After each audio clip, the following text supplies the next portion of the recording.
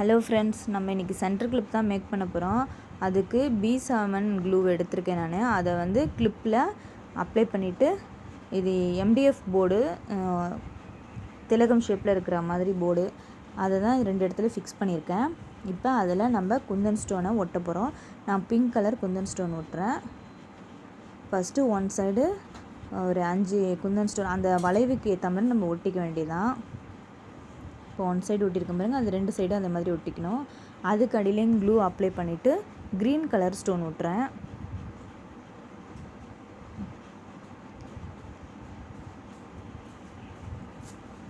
இது வந்து சைடுலேயும் நம்ம ஒட்டிக்கணும்.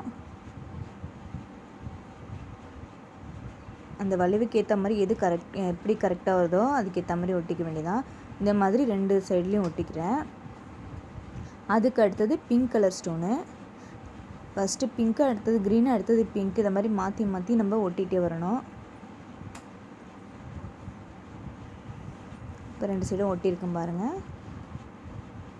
அடுத்தது க்ரீன் ஒட்டுறேன்.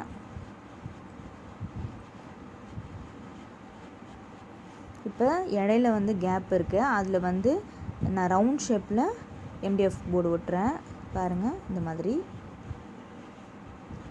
இப்போ இதுலேயும் நம்ம குந்தன் ஸ்டோன் தான் ஒட்ட போகிறோம்.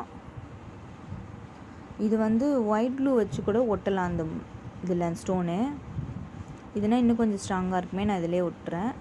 ஒயிட் க்ளூலேயும் நல்லா தான் ஸ்ட்ராங்காக இருக்கும். இப்போ நான் சைடில் ஃபுல்லாக கம் அப்ளை பண்ணிவிட்டு க்ரீன் கலர் குந்தன் ஸ்டோன் ஒட்டுறேன். இந்த சர்க்கிள் சுற்றி ஒட்டிட்டு வரணும்.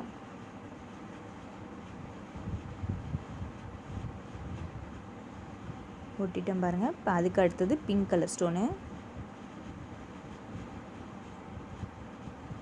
இது சிம்பிளாக செஞ்சிடலாம் ஈஸியாக, ஆனால் செஞ்சு முடிச்சது ரொம்பவே கிராண்டாக இருந்துச்சு.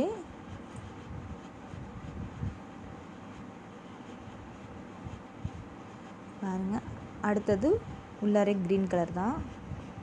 திருப்பி ஒரு சர்க்கிள் ஓட்டுறேன்.